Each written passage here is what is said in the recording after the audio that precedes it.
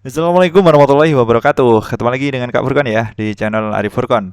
Pada video kali ini Kak Furkon akan berbagi informasi ya seputar P3K Guru tahun 2022. Ini kabar sangat bahagia ya dari gurubisa.com Bapak Guru ya. Rabu 9 November 2022. Selamat guru honorer P1 tak dapat penempatan di PPK 2022. Ini kabar gembira dari Kemendikbud. Segera cek. Oke. Guru honorer ini nggak semua masuk penempatan ya Bapak Guru ya. Ada yang tidak masuk penempatan. Oke, jangan sedih karena Kemendikbud punya kabar terbaru Bapak Guru ya. Mantap jiwa ini Bapak Guru ya. Pihak Kemendikbud rupanya terus memikirkan nasib guru honorer P1 pada PPK 2022 tapi belum dapat penempatan. Masalah P1 soal penempatan pada PPK 2022 ini masih membuat kalangan guru honorer prioritas pertama merasa gusar. Tidak sedikit ya dari mereka yang bertanya, mengapa pelamar belum mendapat penempatan padahal jelas-jelas formasi masih ada. Mereka merasa banyak keganjilan ya pada beranggotan ASN PPK tahun ini.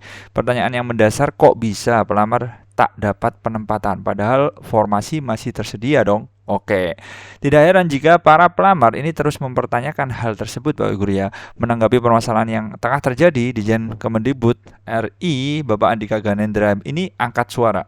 Diimpun dari YouTube Abil Mama Channel, Bapak Andika menyampaikan bagi PP1 yang daerahnya membuka formasi, maka panitia akan menghubungi kembali ya jelang akhir pendaftaran ya. Ini sekitar tanggal 10 November.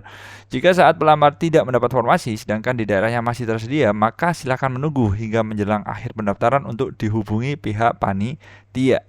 Perlu diketahui, salah satu penyebab adanya P1 tidak dapat mendapat penempatan itu instansinya masih tersedia formasi besar kemungkinan karena pelamar belum melakukan verbal ijazah di info GTK. Pasalnya, jika tidak melakukan verbal, secara otomatis hal itu berdampak pada akun SCSN pelamar. Seperti itu Bapak Guru ya.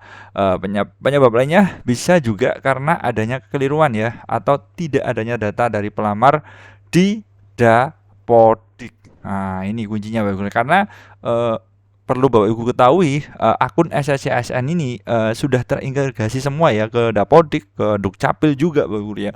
Untuk itu pelamar diimbau untuk melakukan pemeriksaan kembali ya verbal ijazah dan datanya di Dapodik.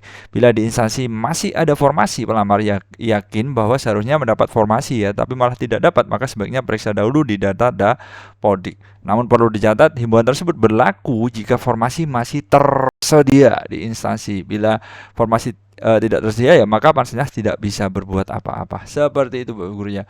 Kemudian memang P1 itu ditempatkan dulu ya Bapak Guru ya. Ini sesuai dengan alur penempatannya memang P1 ini harus ditempatkan dulu.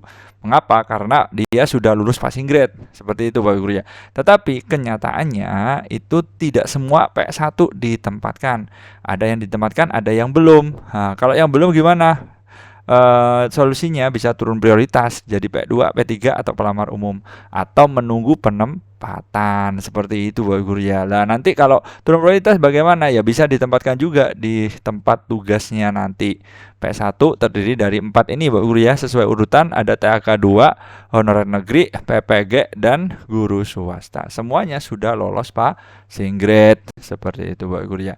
Untuk akun SSN silahkan daftar ya buat akun dan melakukan pendaftaran ya Bapak Guru ya supaya tidak terlambat.